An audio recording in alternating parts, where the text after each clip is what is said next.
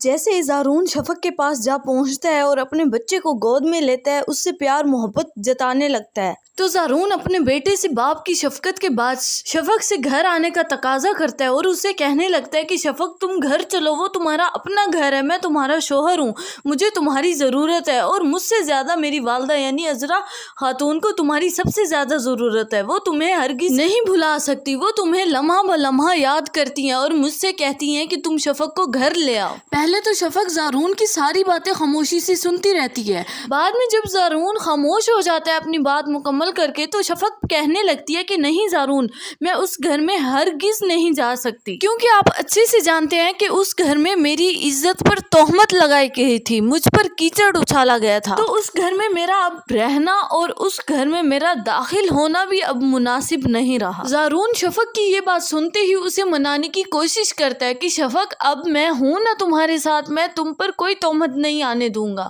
تمہیں گھر چلنا ہی ہوگا ابھی اور میرے ساتھ، لیکن شفق سیدھا صاف انکار کر دیتی ہے۔ زارون شفق کی یہ بات سنتے ہی انتہائی پریشانی کا شکار ہو جاتا ہے اور سوچنے لگتا ہے کہ ادھر سے ماہم اپنی چالاکیوں سے باز نہیں آ رہی اور ادھر سے شفق میرے گھر آنے میں میرے ساتھ رہنے کے لیے راضی نہیں ہو رہی۔ ناظرین، دوسری طرف آپ دیکھ رہے ہیں کہ ماہم نے اپنی نند یعنی زہرا کو ڈرا دھمکا رکھا ہوتا ہے، اس کے سر پر خوف طاری کر رکھا ہوتا ہے اور زہرا سے کہتی ہے کہ اگر تم میرا گھر برباد کرو گی تو یہ تمہاری بھول ہے کہ میں تمہارا گھر بسنے دوں گی۔ تو زہرا اپنی بھابھی ماہم کی یہ بات سنتے ہی فوراً زارون کے پاس آتی ہیں اور کہنے لگتی ہے کہ بھائی، آپ نے اب جو بھی لہجہ ماہم کے ساتھ رکھا تو وہ اس کا بدلہ مجھ سے لے بھائی، اگر آپ کو بہن عزیز ہے، بہن کا گھر عزیز ہے، تو آپ کو اپنی بہن کا گھر بسانے کے لیے ماہم کے ساتھ رویہ درست رکھنا ہوگا، آپ کو ماہم سے کوشش کرنی چاہیے، کوئی لڑائی جھگڑا مول نہیں لینا چاہیے،